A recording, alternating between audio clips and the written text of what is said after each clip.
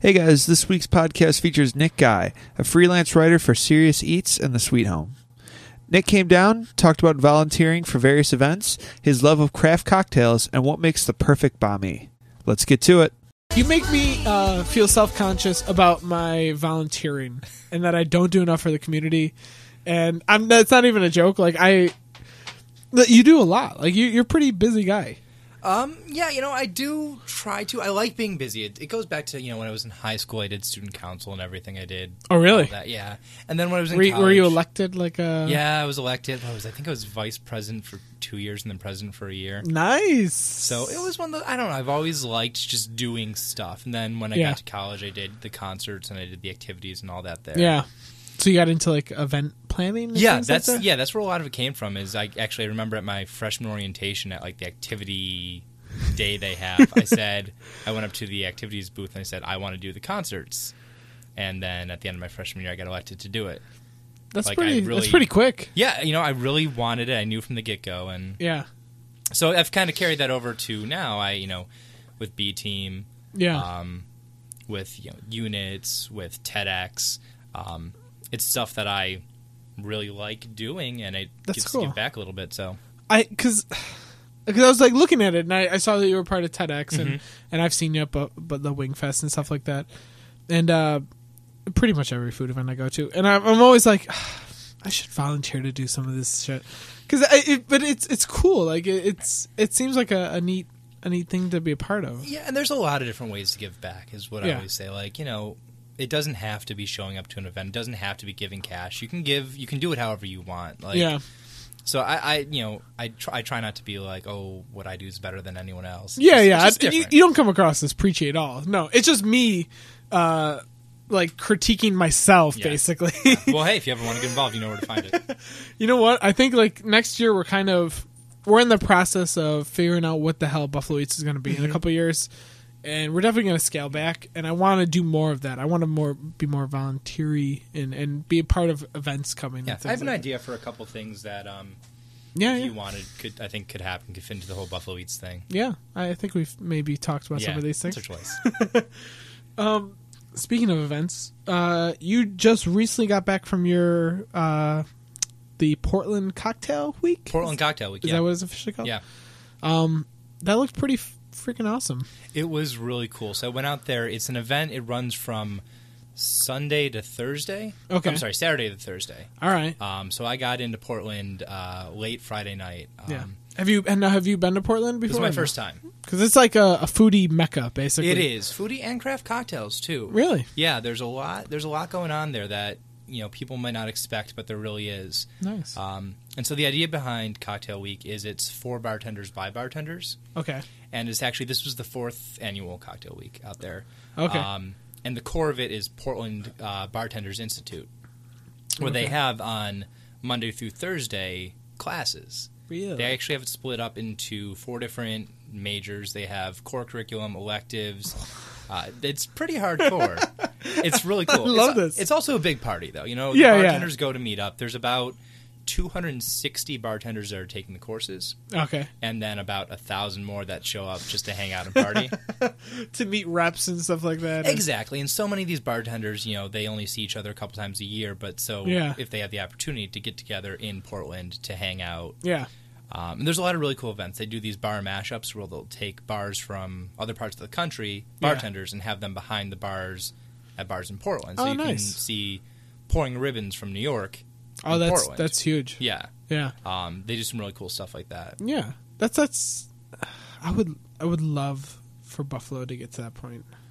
I would love to see people coming in out of town and stuff Vera's had I don't know his name, but the San Francisco guy who's from Buffalo. I know he's been here. But and the thing is, I actually ran into Dushan and Steve from Employees Only. I saw the picture. Yeah. Dushan, I saw him that night, and then I saw him the next morning. I'm like, you probably don't remember me. He's like, no, I do. And he was with Steve, who's pretty much the star of Hey Bartender. Hey Bartender. Yeah, both of these people are pretty prominently featured in that. And from Employees Only in New York. Exactly. Employees Only just got a year or two ago, got the James Beard for Best Cocktail Bar. Yeah. Yeah. So, and I mentioned I was from Buffalo, and they're like, "Oh, Vera Pizzeria in Cary." And I'm like, "Yeah." So I don't know how they know, but they know her and they know Vera, which is gets us on the map a little bit. It's a start. Yeah, I mean, I think for anyone who's been to Vera, I think their model of what type of bar they wanted was very closely based on employees only. Yeah. Like a party, not a quiet, like sit down, like you're just enjoying a drink. Like everyone's having a good time. Like they want everyone to get laid. It's not PDT where there's as many seats as there are people. Exactly. No standing. Yeah. Right. Yeah. No, Vera, I think it's kind of in the middle between the two. It's not, when I was in employees only, it was a little bit crazier than Vera usually gets. I've seen videos only. I haven't been there personally. Yeah. But yeah. It's a different atmosphere, and also Hey Bartender does a decent job of showing like how that atmosphere is. And it really does. Hey Bartender, for anyone who hasn't seen it, is well worth the watch. I mean, so you are. We're gonna jump around here. You've written a couple articles for Serious Eats, yeah, and Sweet Home, about cocktails in general. Yeah, and you just went to Portland. I know you went to New Orleans for the Tales of Cocktail. Mm-hmm. Like you are. Have you like found a niche in cocktails like in the last like 7 months, 8 months? Not necessarily on purpose, but kind of, yeah. That's how most of what I do happens is necessarily on purpose. I didn't ever mean to be a writer, but I kind of fell into that. Yeah. What'd you go to school for? I went to school for business and psychology at Geneseo. Wow, you were a meld of me and my wife. Yeah? Yeah. Well, because I was doing business. Like, I went in knowing I was going to do business. I started doing it. Yeah. And then I took a Psych 100 course, and I'm like, well, this is actually really cool. Yeah. And I don't want to have just a business major, and I can fit it in 4 years. Yeah. So I double majored, and then I ended up working at retail. Working the Apple store for 2.5 years because I graduated in 2008. So yeah. I'm right there with you. I luckily graduated a year earlier, so I think I like missed that horribleness by like 3 months. Yeah. But I ended up working at the Apple store, which wasn't bad. I mean, for retail, it's not bad. I love Apple products. Yeah, no, I've known a couple of people who've worked there, and they love it there. Yeah. So I did that, and then I got actually hired out of there to write for iLounge, to write about Apple stuff. Which is a pretty sweet gig. It really is. It's something that I kind of had always wanted to do, was write for a tech site. Yeah. Never, again, tried to do it, but just twist of fate, was able to. Yeah. And again, never planned on writing either, but I mean, had you ever written before that? Like, had you I mean, I was, okay in English class, but that was about it. I had never written a magazine article, never tried to write, a book or anything. Yeah. How'd you sell yourself then on writing about tech? I was able to, with sort of just a sample article, show, hey, I can learn the style and I can do this. Nice. And it definitely took time for me to grow, and I'm still growing as a writer. Oh, yeah. I think I have a lot of room to go. The kind of writing I do is a very specific kind. Yeah, I mean, you like for what you do, it's a similar thing. Like you're reviewing products for Serious Eats and for Sweet Home and iLounge. Yeah. But it's a completely different. Right, yeah. Serious Eats, iLounge is just a straight up, this product is good, this is bad, it gets an A, it gets a B, whatever it is. Which sounds like a pretty sweet job. It can be. It's never fun to tell somebody, hey, your case isn't so great, or your lightning cable, or whatever it is. True. And it is cool to, anytime you see a company or a person or whoever it is succeed at something and you say, hey, you did something really cool. Yeah. It's always fun to write about that and to celebrate that success. But yeah, when it sucks, it's not so much fun. So like we're kind of on the same end of that where we have to tell people that their food sucks. Do you get direct feedback like from somebody if you say like something sucked? Have you had like a message where you're like, I have, and I try to be diplomatic about it. Yeah, it's nothing's personal. Yeah, and also, I mean, you're really reviewing corporations, like right, generally, but behind the corporations, there's a designer and there's somebody who may or may not have poured blood, sweat, and tears. I mean, there's people who do not give it all that energy. You can tell. You can tell. Yeah. No, it's luckily most stuff we get is not bad. Yeah. Most stuff won't be released if it's bad, but there's always one or two here there. So how has that come? Like, do you feel like you've gotten more comfortable over the years, like reviewing that kind of stuff? Yeah, at this point, I mean, we still, as a group, the editors that work for iLounge, we still talk about ratings. Every couple days, we'll say, "Hey, I have a question on this one. What do you guys think as a group?" Yeah. Excuse me. But for the most part, I kind of know, after seeing something and a little bit of testing, where in comparison, and because I've seen so much, it's not just saying in a vacuum this is whatever. It's saying against this at this price point, with the history of this, which helps a lot. Do you think that's helped you move to the pieces that you've written for Serious Eats and Sweet Home? In a way. I mean, a lot of what I'm doing Sweet Home was the next thing after iLounge. Yeah. And which is a website, for anyone who doesn't know, reviews basically home products, not necessarily cooking, but just in general. Right. So the idea behind Sweet Home, it was started by Brian Lamb. He used to be the editor-in-chief of Gizmodo. Mm-hmm. He left. He started the Wirecutter, which is tech. Yeah, very popular tech website. But instead of reviewing every laptop that's out there, they'll say, if you want to buy a laptop, this is the best laptop. This is the best. I love this idea. Yeah. It's really useful if you're just saying, okay, I don't want to do all the research myself. I just need somebody to tell me this is the best. Yeah. So Sweet Home is the same idea, but housewares. Yeah. And actually, Kevin Purdy, who I know you've had on the show before. Yes, he's been on here twice. Yeah. He he's written several articles about some of the most ridiculous things that he's ever... I could imagine somebody going in depth with. Yeah. Like toilet paper. Paper towels. He's working on garbage cans right now. And God damn it. Yeah, it's... But you know what? If there's one person who I would trust to, like, break down the nuances of something, like Kevin Purdy is the person I want to tell me what's the best garbage can. Oh, absolutely. Kevin Purdy is someone who's just a fantastic writer, and he's going to give it its all. Yeah. So, and he has that mind. Like he absolutely does.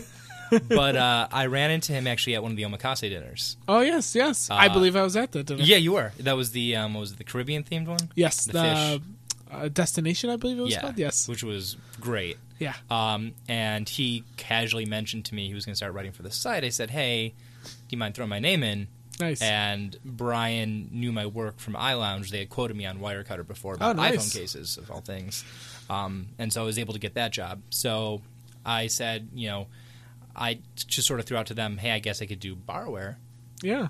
And they said, great, we don't have anybody for that yet. Let's do it. Yeah. So my first article was ice cube trays. I saw that. I spent like 20 hours and 5,000 words on ice cube trays. How does that, like, is there any point in that process where you're, like, standing back from yourself and being like, what am I doing right the whole time. I know it's ridiculous. But at the same time, there's a lot of people who really care about it. Oh, God, yeah. Ice is a huge thing. Especially, in the cocktail world. Yeah.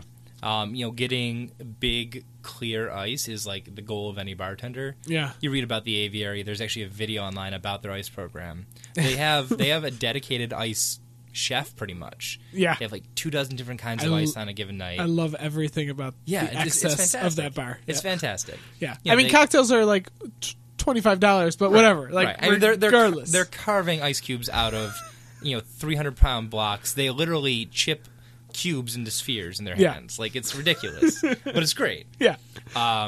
And, with craft cocktail culture growing, people want to be able to recreate that at home. Yeah.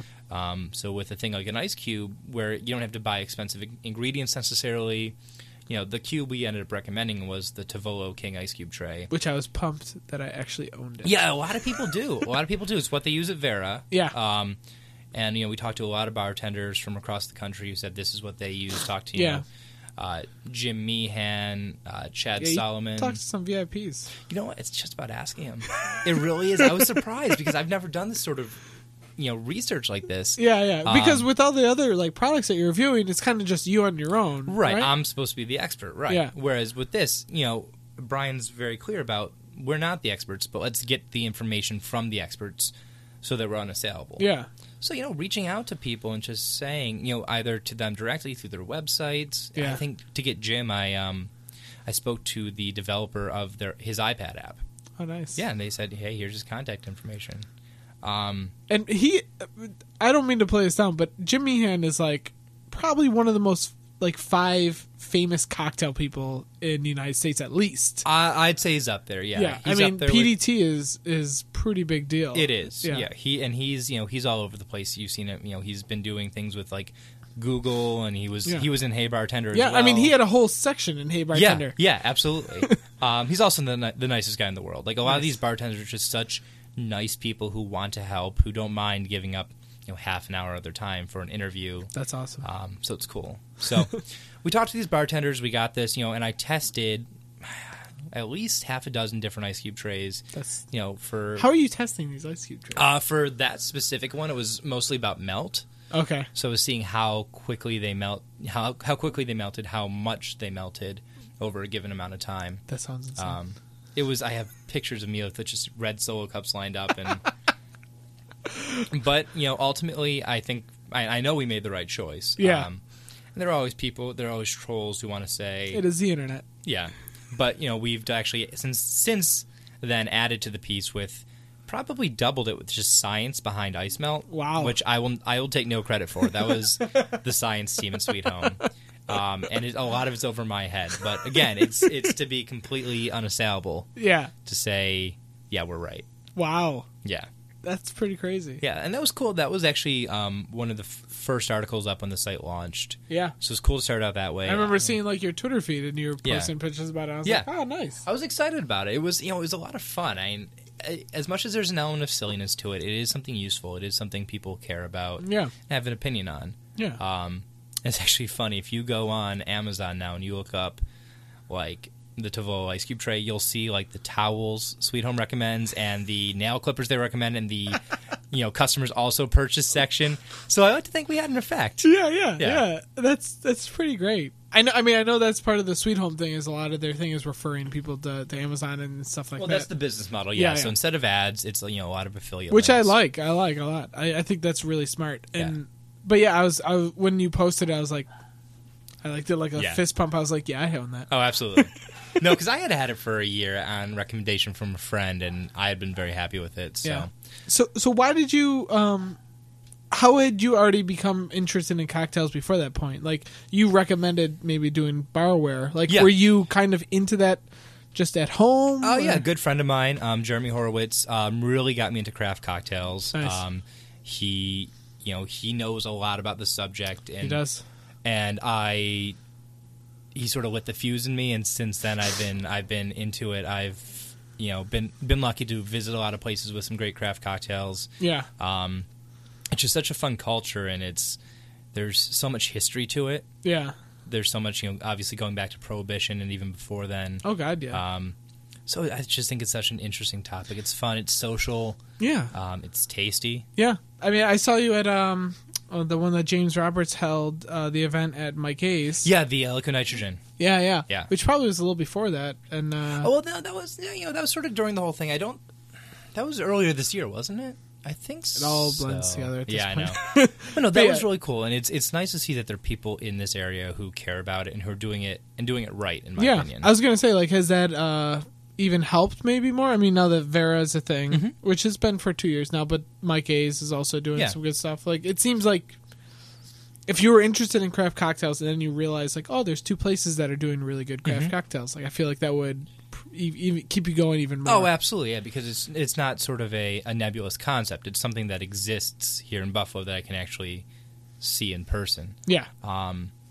And, do it at home, too. A lot of people don't realize that you get a couple good ingredients and a couple good recipes, and you can do... I've made... My favorite drink of Vera is the gazpacho. Okay. Which, I've heard... Yeah, it's gin, lemon juice, sriracha. Oh, yeah, I'm trying to think what else is in there. Muddled cucumber and Saint Germain. Yes. And, I've had that plenty of times there. But, a little bit of playing around, I can make it at home now, too. Yeah. So it's a lot of it is, I think people don't necessarily believe that they can do it themselves, but if you just, watch a couple YouTube videos, read a couple good recipes, you definitely can.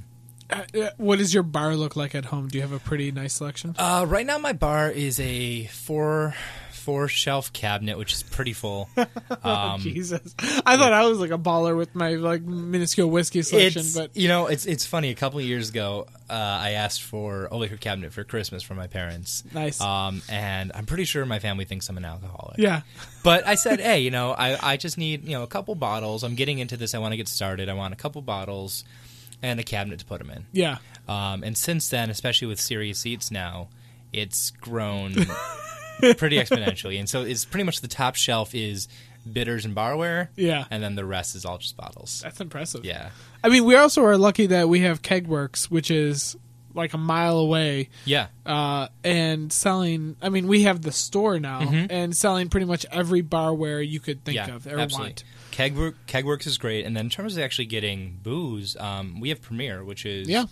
They have a pretty great selection. They don't have everything, but almost everything that I've needed, they've had. Nice. So it's good to have those resources. You know, again, a lot of it's there. It's just people may not know it's there. Because when you tell people like, I would like a liquor cabinet, I mean, people who aren't familiar with the craft cocktail movement just are like, oh, so you want to have like frat parties, right? And it's exactly. Like, all right, calm down. Right, and you know, sure, I have some Jack in there, but it's not just that. I have, I have some. I'm trying to think of the rum I have right now, and just some crazy stuff and fun stuff that you can play around with. Yeah. Have you got into like fat washing and things like that yet? I haven't. No, I haven't. There's a lot. There's a lot of techniques that I'm not too familiar with yet, and I don't claim to be an expert. It's a hobby for me and something I'm learning about and learning to do as I actually write about it and everything. Because your other article with Sweet Home was also about barware, right? Well, yeah. So I actually have done 3 with them right now. I'm working on my 4th. So the second was wine openers. Oh, okay, I missed that one. And that was just simple waiter's corkscrew. Waiter's key is the best. You can get them for $4, $3, and they're fantastic. Nice. And then I did barware. So I did jigger, which shaker. was a pretty long article. Like that looked like it was a lot of work. That took me about 4 months. Oh my God. Yeah, it was. And there were a couple starts and stops there, but it was also 2 articles combined into one. Yeah. So it was jiggers, shakers, and strainers. Jesus. And then we added in, which had been a completely separate finished article, we added in citrus presses. Wow. I saw you, like John Carroll's quoted in that. Yeah, I was lucky enough to get John before he left to sit down for an interview. Again, worked with... that guy will talk. Was it? That guy will talk. Yeah, oh, yeah. And he knows his stuff. Yeah, he does. But I spoke to, John DeBerry from Momofuku. Okay. I spoke to, again, Jim. I spoke to, actually, we worked with Brian Van Flandern, who used to be at, I'm going to forget the restaurant. It's a Michelin star restaurant in New York, and I can't, it's a very famous chef, and I just can't think of it. That's all right. But he actually tested, so after we did all of our testing, we said, okay, let's have an expert double check all this. Yeah. So we sent him the stuff we tested and said, what do you think? And he sat down with one of his bartender friends and tried it all out, and actually thankfully came out with the same results we did. That's got to feel pretty good. Oh, it absolutely does, because A, it means, okay, you did it right, and B, it means you don't have to do it again. So, that was great. I think we got a lot of agreement on that. And again, it's not expensive stuff. The jigger we recommend. That's kind of the crazy thing I've noticed is with most of these is that you don't really have to like spend crazy money to get really good products. Absolutely not. No, the jigger we recommend is a little clear measuring cup from OXO that you can get at Wegmans for $5. That's crazy. Yeah. The strainers from OXO too, and that's like $9 on Amazon. That's what I noticed also, that OXO is like the company. They make really good stuff. Yeah, and it's cheap. For the most part, for relatively cheap. Some of it, like their shakers, go for like $30, and you don't need to spend that much. But, so that's, and now I'm working on citrus juicers, so like making orange juice, citrus juicers, not presses. That's a little step up. It seems like it's not so much the bar where it's more, hey, you live in Florida and have an orange tree, but I'm hoping to do wine glasses. I think that's something people care about. Yeah. I know there's plenty out there to keep going on. Are you shocked by how much you know after you write one of these articles? Like, it seems like there's a lot of research that goes into... There is a lot of research, yeah. There's, for each one, there's at least 10 hours of research. And you would think that a lot of times, you go to Amazon, you look for the top-ranked one, you buy it. But there's a lot more beneath the surface. There's intricacies of every different product. People talk about... that OXO jigger that I recommend, they say, the plastic blemishes, and so you have to go back and look at it. And there's definitely plenty to it, but it's fun to learn about it all because again, it's something I care about. Yeah. Have you? So I mean, you're reviewing something and putting a kind of a specific opinion of something out there. Have you learned to just turn off worrying about the trolls of the internet? Yeah, I have. Because especially as a reviewer, I mean, Yeah. you were making a definitive statement Yeah. about something, whether it's an iPhone case or whatever. Like, you really have to learn to just like put the blinders on. I would assume. I do, and I'm lucky on iLounge we don't have comments on the reviews. Nice. Just because there are so many opinions that it wouldn't, I don't think, end well. There'll just be a bunch of Android people, just like Oh yeah. not even have anything to do with reviews, the case. For the most part, internet reviews are like just the worst thing. But actually, we get some thoughtful feedback on Sweet Home. That's good. Which is nice. We get people who actually care about the topic, and I don't think I've had any spam. I've had people who've disagreed, but generally they're not jerks about it. That's good. I did get one Twitter comment when the Ice Cube tray first published, asking how autistic I was for publishing 5,000 words on Ice Cube trays. I ignored that guy, but that's almost a compliment. It was. He put it a little bit more harshly than that, but again, it's the internet. People are going to turn anything into something negative. Yeah. So you know. I do just ignore it for the most part, and luckily I'm lucky to have not seen a ton of it. Good. Yeah, we're fortunate enough that our comments are not a big thing. Mm-hmm. It's more like passive aggressive things that we see. But and I know you guys have had issues with restaurants coming on and trying to pose as. I just talked about that in the interview tonight. Did Yes, I've had issues with fake comments being posted and names that all track back to the same IP address. And again, you can understand somebody trying to. It's this person's job. Like that, I'm sure they put a lot of hard work into whatever they did. It doesn't mean that I like it, though. Right. Yeah. No, of course not. It's still never okay to. Yeah. And we never go out of our way to be a dick about something, like just because, right, like of course. we can be like that. That's not the goal. Of The course. goal is just to be as honest about our experience as possible, and from our opinion. Like I always try to emphasize, like it's just my opinion. Right, like, and a lot of times you say, "Hey, we don't know a ton about this topic, so we're going to say it tastes good, it doesn't taste good." Yeah. We're not going to say it's authentic or not, or Exactly. whatever it is. That I don't have the knowledge base to make those claims. Like Right. I haven't been to India, I haven't been to Right. Vietnam. Right. But at the same point, like my angle is, if you've never been to these restaurants, I am your perspective. Yeah. This is what I thought. Yeah. So you jumped onto Serious Eats recently, right? Yeah, Serious Eats, again, was just kind of the right place at the right time. So one of the sources I had used for Sweet Home was writing for Serious Eats. And I was going to Tales of the Cocktail in New Orleans. Yes, so another cocktail. Right, and this was... This is the big one. This is the big trade show party, Yeah. they feed you booze all day long kind of thing. Yeah, we had Carrie here like a week after she got back. Yeah, and she I was actually ran into Carrie there. Yeah, I ran into Carrie, and that was kind of. And I was watching Hey Bartender, and I said, "This looks awesome." I literally applied to volunteer that night and said, I think it was 2 or 3 weeks out. Yeah, and I said, I have no idea if I'm going to get this, but if I do, I'll book a flight. I'll go. I have some vacation time, and I ended up getting it. And I said, all right, I'm going to New Orleans. I knew no one down there. I don't even want to imagine trying to book a hotel.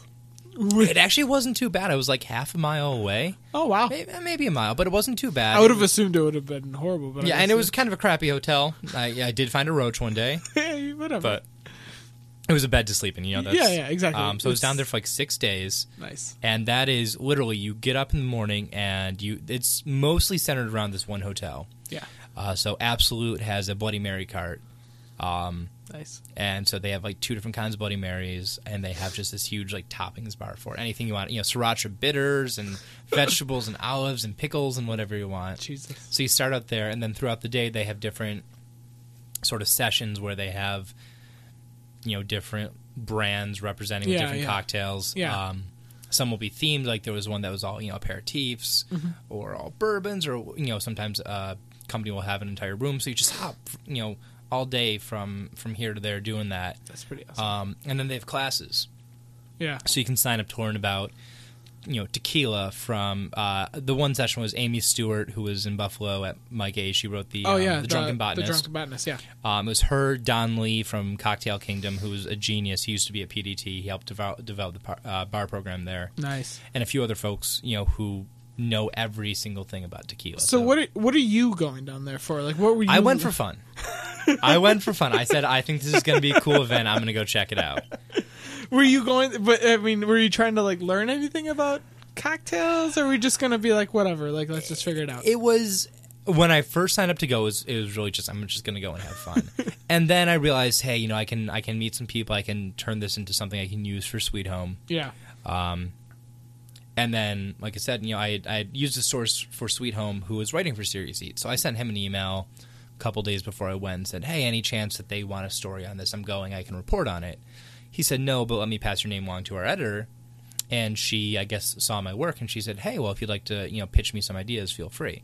Nice. So I got back, I pitched some ideas, and I started. My first one was actually a molecular mixology kit. Yeah, keeping up with the cocktails. Yeah, which is actually very cool. It's it's a kit that has 5 different additives. Yeah, allowing you to do a lot of spherification and airs and foams and some really neat things. Which it would seem would be intimidating for a home cocktail. And that's aficionado. the thing is, it's really not. With again, having the right ingredients and the right recipes, it's not. That's good. And at this point, I mean, I honestly feel that if I took that kit and got behind a bar, I would, I can make a living doing that. Not that I ever would, I would, but that's where I was going to ask you. Yeah. Has all of this imprinted that you've considered the idea? I'm nowhere near that level, and I've thought about starting my own business before, and it's just you give up so much to do it. Yeah. That it's hard to, unless you absolutely are in love with it, it's hard to justify doing it. Yeah. These stories of Vera being in the black after 4 months, those are the rare stories that doesn't happen. Yeah, that doesn't happen. No, they are the exception to the rule. I mean, you talk to Pete and Chris, and they from even a Lloyd or something like that. Starting your own business is even if you appear successful is insanely there's so many challenges. I've seen it from all sides. There's so many challenges. It's so hard. Doesn't mean it's not worth it if you love it. Yeah. But I figured with your, clearly you have a passion and enjoyment of cocktails, and it's nice to be able to do it. I love food too, but I don't think I would never say I'm a chef. I would never say I can start a restaurant. True, that's a good point. It's nice to be able to do it at home, to do it for friends. Do you press them with the molecular? I have pulled out the foam air or the salt air margarita before, which is honestly I have a hard time drinking a margarita any other way, which sounds super snobby. I know that. I absolutely know that. As long as you know that. Yeah, fine. But it's the thing is it's ridiculously easy. You take a hand blender, water, some salts, and I think it's sodium alginate, or it's soy lecithin. Okay. You mix it up with a hand blender, it foams up. You dollop it on top of your margarita. That's it. I actually, I would love to see someone around here doing it. They do it at Jose Andres' restaurants. Yeah. At Oyamel in D.C. and at China Poblano in Vegas. Which I saw when you went to CES. Yeah. I lived vicariously through your Twitter account, and I saw that you had eaten at a couple of his places. I'm very lucky to work with people who also appreciate good food and good drink. Yes. When every year we go to Vegas for iLounge for CES, and we eat well. We spend a lot of money on food, but we eat well.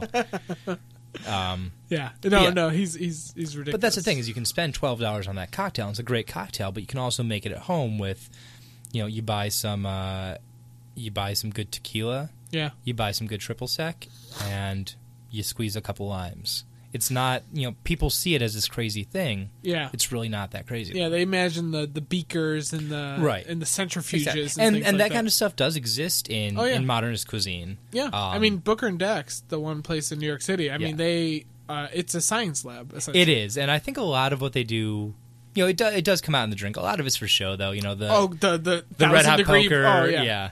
But they do some awesome things. I was there in June and had some really delicious cocktails. Yeah. And it's, that place is no bigger than Vera. It's really tiny. Yeah. It's behind it's attached to Sam? I believe it's Sambar. Yeah. It's behind Sambar basically. And it's a little tiny section. I agree with the poker. I had a toddy, I guess. And it was the 1,000-degree poker. I was like, "Oh, that's really cool." And I drank it and I was like, all right. Right.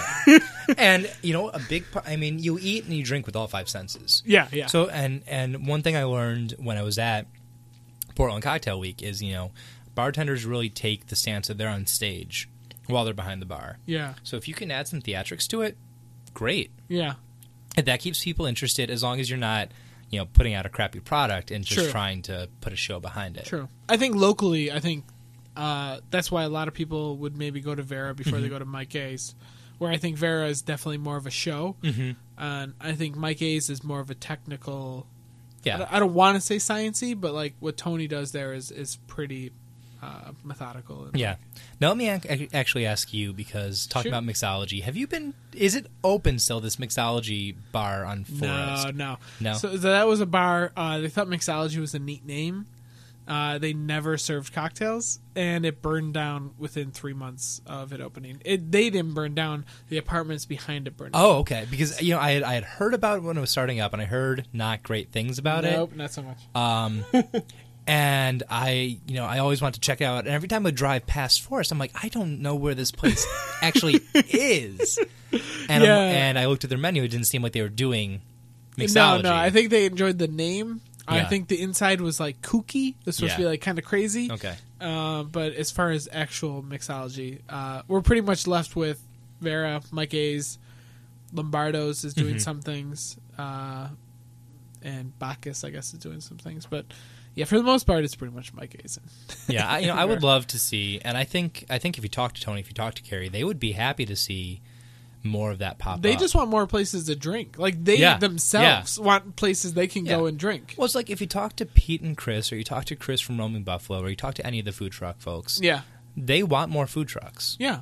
They think it's, it's sort of a rising tide raises all boats things. Yeah. And I think it goes the same for craft cocktail bars, or just anyone serving good drinks. I mean, look at the success of Community Beer Works. Yeah, exactly. They are, helping out the Big Ditch Brewing and things like that. Like, absolutely. trying to help them as much as they can. And when more people know about whatever topic it is, more people get involved. It just builds a bigger market for everybody. Yeah. So I'm hoping that there's somebody out there who is is out getting the loan right now and is trying to do it. I don't know if there is. It's not me. It's not me. Maybe. Have you ever thought about even like apprenticing or doing any of that kind of thing? I have. I mean, you have a busy schedule, to be honest. Yeah. I'm not assuming you have all this time on hand, but I haven't really. I mean, it's one of those things. I feel like everybody at some point wants to own a bar. Yeah. Me. Yeah. Exactly. It's one of those kind of pipe dream things. Yeah. And would it be cool in the right circumstance? Sure. Yeah. But I don't have, the 2 years of bar backing to dedicate, and then all the learning.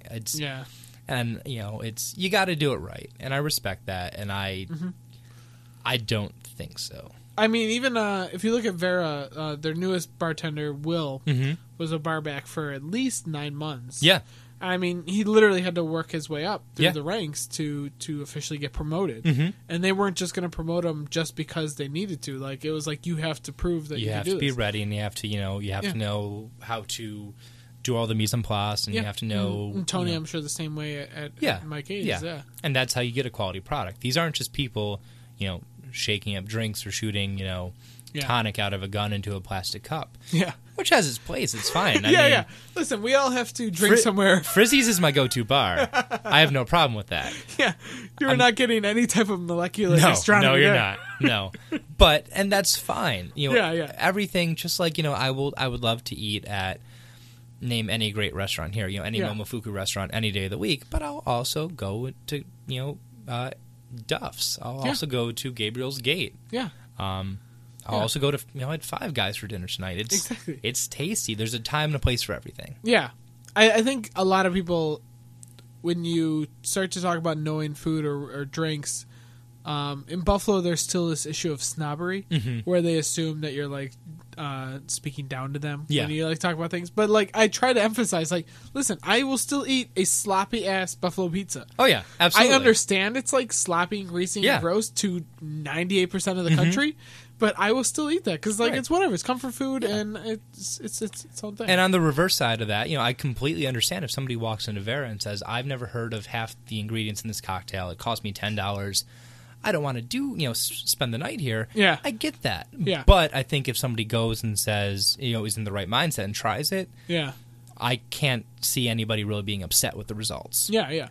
Well, the other reason I wanted to have you down here, too, is because when you were one of the first people we noticed on Twitter who was very active in the food scene, and we noticed, I noticed that you were one of the speakers at the food truck council meeting. That's right, yeah. That's going back a couple years now. Yeah. And so I was like, wow, this guy's like really serious about like the local scene. Like, how long have you been interested in food in that way? You know, I remember when I was a kid, I think it was in middle school, I used to watch Emerald Live every night. Nice.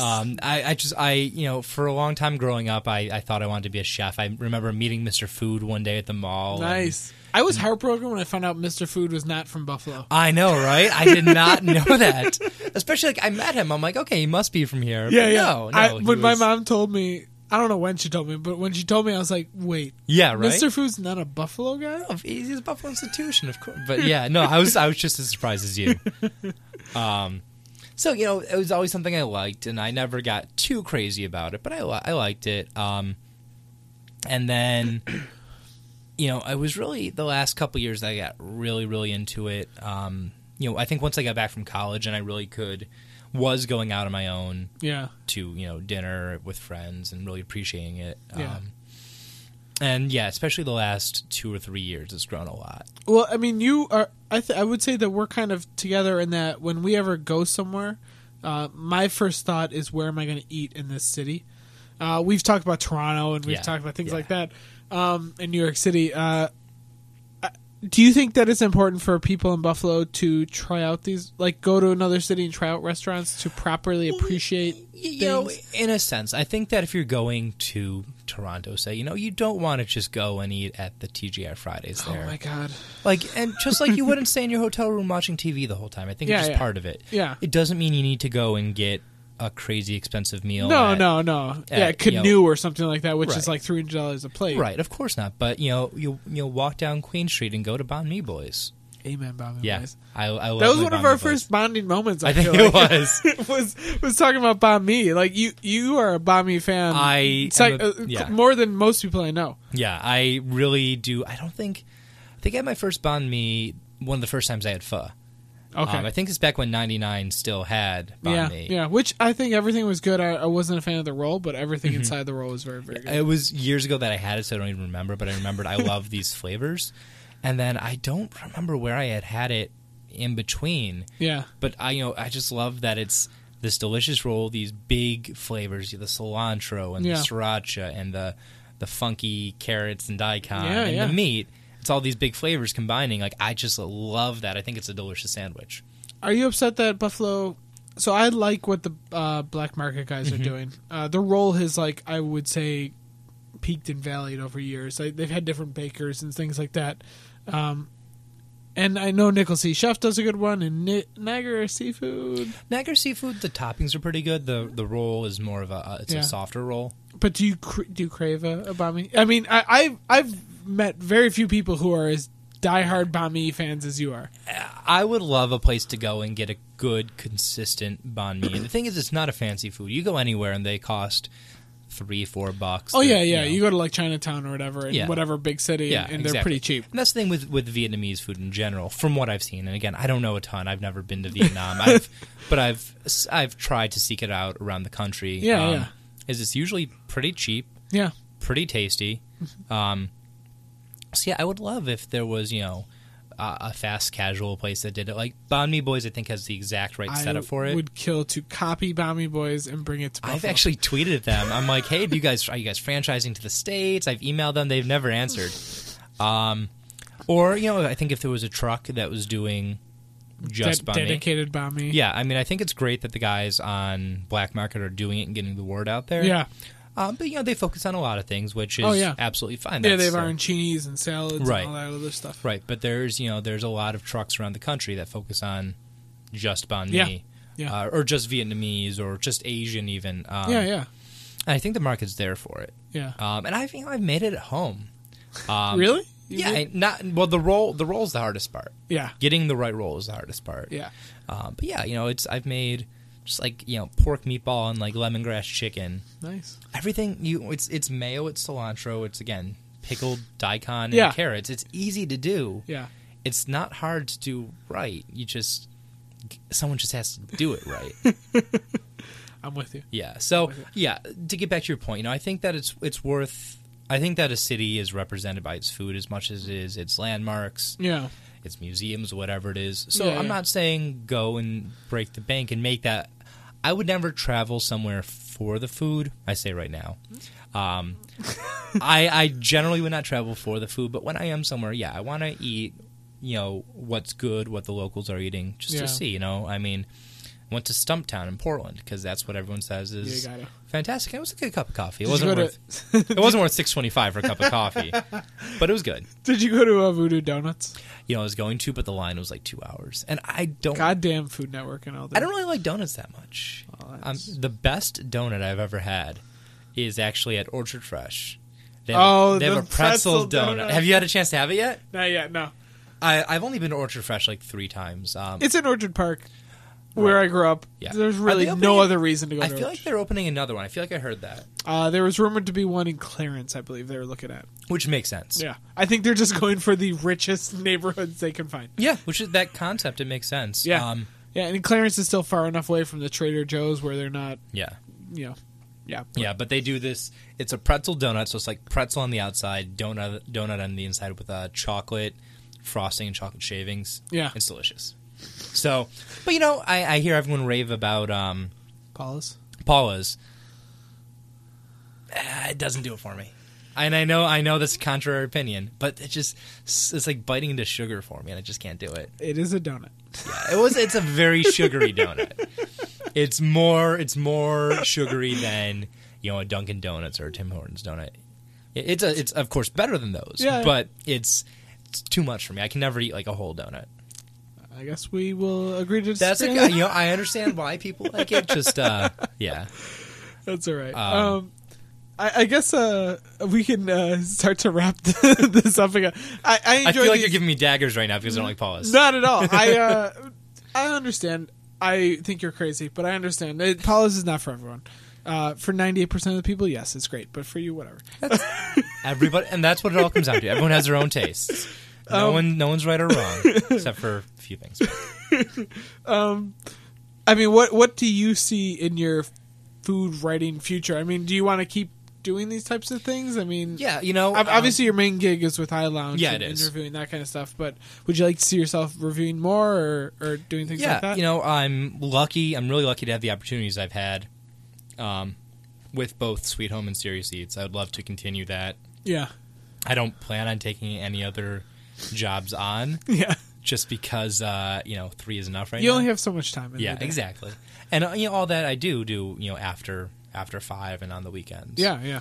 But I'd love to continue that. Like I said, I'm learning a lot. If I could travel some more for that, cool. Yeah. But I'm just kind of going with the flow with that right now. That makes sense. Keep checking out what's going on here. Keep supporting it, and see where I end up. Do you have any? I consider you one of my more people who I trust their opinion on food in the area. So we'll close it out by saying, if there was 3 places that you would want people to go to eat right now in Buffalo, and I know I'm putting you on the spot. Yeah. Just random, like whatever. Yeah. It doesn't have to be your 3 favorite, but like 3 that you like. It would be Lloyd, for sure. Yeah. Restaurant Lombardo on Hurdle. Amen. Absolutely fantastic. I think they're underrated to a degree that's out there. It upsets me that more people don't know about them. I've been there twice now. Yeah. And every time the food is best pork chop I've ever had. There was this huge, probably 1.5-inch thick pork chop that was super moist, which is impossible to do. Yeah. They in their restaurant week special, they had wild boar ragu. It was I saw only pictures of it, but like for considering restaurant week specialties, most people kind of phone it in and do like a strip steak and a pork loin. Yeah. They were like wild boar ragu on restaurant week. I was super impressed with what they're doing. Yeah, I love it there, and the 2 times I've been there, the hospitality has been fantastic. Yeah, yeah. They're they bring out the grappa and the limoncello at the end, and it's you drop a couple bucks there, but it's so worth it. It is. And then a third. Again, I've only been a couple times, but 9/11 Tavern I'm getting into. Selling the world. Yeah, it's definitely a different sauce. It's got that garlicky sweet. Yeah, but it's tasty, and I would say that it's I would say that it's hate it or love it. Yeah, till you die. Like I would. Yeah. There's no middle ground. But I think it's my favorite. It's my favorite wing in Buffalo. Yeah. Like not even close. Yeah, and then obviously for drinks, go to Vera or go to Mike A's. Or Frizzy's if you want to just have a casual night, listen to the jukebox. I have thoughts about that jukebox. I know. I've seen your thoughts on the jukebox. That used to be the best jukebox in Buffalo, hands down. Better than Essex. You know, I haven't spent a lot of time at Essex, so I guess I can't say, but it was very good. I had, I would walk in there, I would put my dollar in. 3701 was my name is Jonas. Every time. I knew this. It's still... I love that you knew the name of that. Oh, yeah. And then somebody spilled a bucket of beer on it in St. Patrick's Day, and they got an internet jukebox, and now you walk in and hear the Shot song, and you kind of want to kill yourself. Internet jukeboxes are not the same. They're terrible, because part of the beauty of a jukebox is curation. Exactly, right? Yeah. So... But that's neither here nor there. Nick, thank you so much for coming down here. I'm glad we got to do this, and I really appreciate your writing. I think you do a great job on Serious Eats and the Sweet Home, and obviously iLounge, which is not food related but still very good. Yeah. And I've enjoyed hanging out with you at various food events, and you know your stuff. So thank you. I wanted to have you down here. So. I really appreciate it. Thank you. No problem. Cool.